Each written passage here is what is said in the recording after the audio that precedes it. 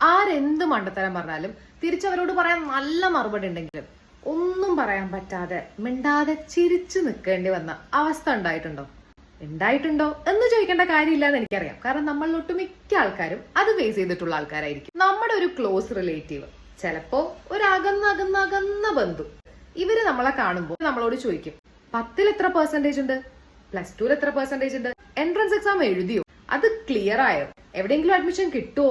ചോദിക്കുന്ന ചോദ്യമൊക്കെ കേട്ടാ തോന്നും പല യൂണിവേഴ്സിറ്റീസിന്റെയും ഡയറക്ടേഴ്സ് ഈ പറയുന്ന ആൾക്കാരൊക്കെയാണ്. ഇവരുടെ ചോദ്യങ്ങളൊക്കെ കേൾക്കുമ്പോൾ എനിക്ക് ഫീൽ ചെയ്തിട്ടുള്ളത് എന്ന് ചോദിക്കാനാണെങ്കിലും അത് ചോദിക്കാറില്ല. പാവപ്പെട്ട 90s കിഡ് ആയി പോയില്ലേ. ആരെന്ത് ചോദിച്ചാലും ഒന്നും തിരിച്ചു പറയാൻ പാടില്ല, മിണ്ടാതെ ചിരിച്ച് തലയാട്ടി നിൽക്കണം. ഇപ്പോഴത്തെ ഈ ജെൻസി ജെൻ ആൽഫ കിഡ്സിന്റെ ഒക്കെ കോൺഫിഡൻസും ആറ്റിറ്റ്യൂഡ് ലെവൽ കാണുമ്പോഴൊക്കെ ഉണ്ടല്ലോ, ഞാൻ ഇങ്ങനെ വിചാരിക്കും, നമ്മൾ ഈ പാവൻ 90s കിഡ്സിന് ശരിക്കും എന്താ ചെയ്യണ്ടേ?